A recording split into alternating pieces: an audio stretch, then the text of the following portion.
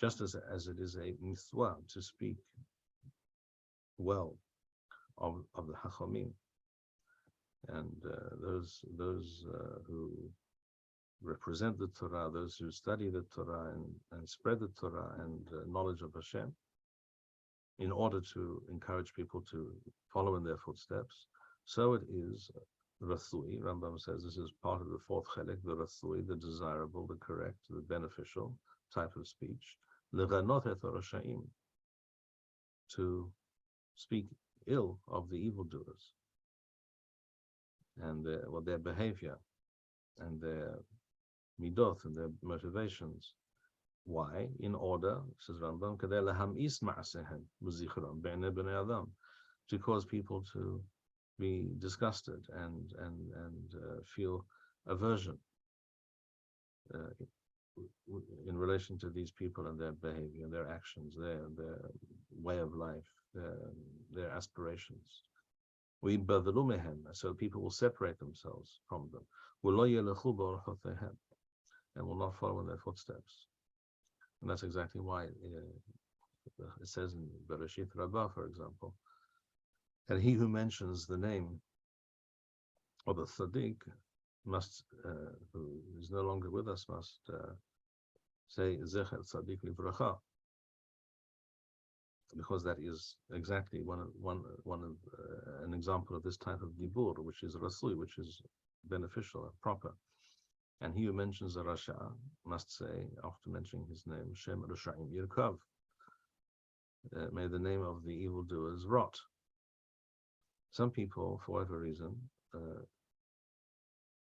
are squeamish about the second half of this Hora'ah Mefureshet, this explicit instruction of Chazal. They find it somehow improper when someone mentions the evildoers and adds such epithets. But as we see here, Rambam does not believe such a thing, and Chazal did not think such a thing.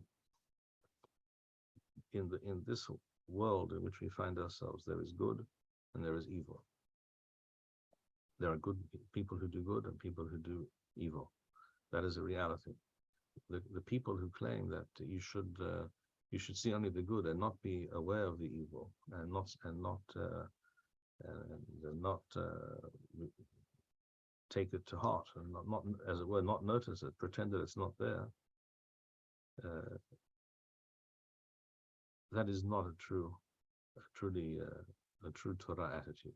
This is not what common sense dictates. It is not what we see throughout the Tanakh, what we see Chazal saying and doing all the time when they speak well and praise the Tzaddikim, the Hachamim, and they do the opposite with regards to the evildoers.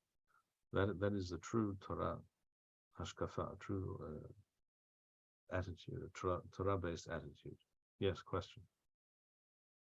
It seems that in certain religious quarters, they've taken the squeamishness and institutionalized it into a philosophy which refuses to talk about anything but loving one's fellow Jew and refuses to speak about various evil actors and forces. Yes, I am aware of this, and that is precisely why I mentioned this fact.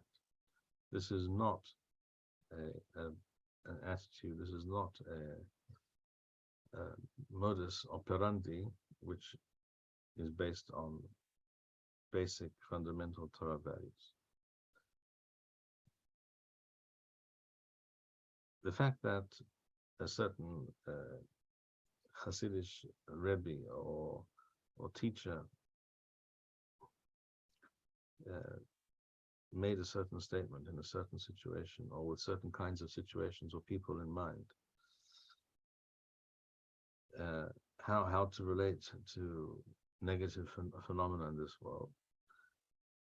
There is value in such a teaching in given situations, but this is precisely the point. You have to be knowledgeable and wise yourself to know when it is correct and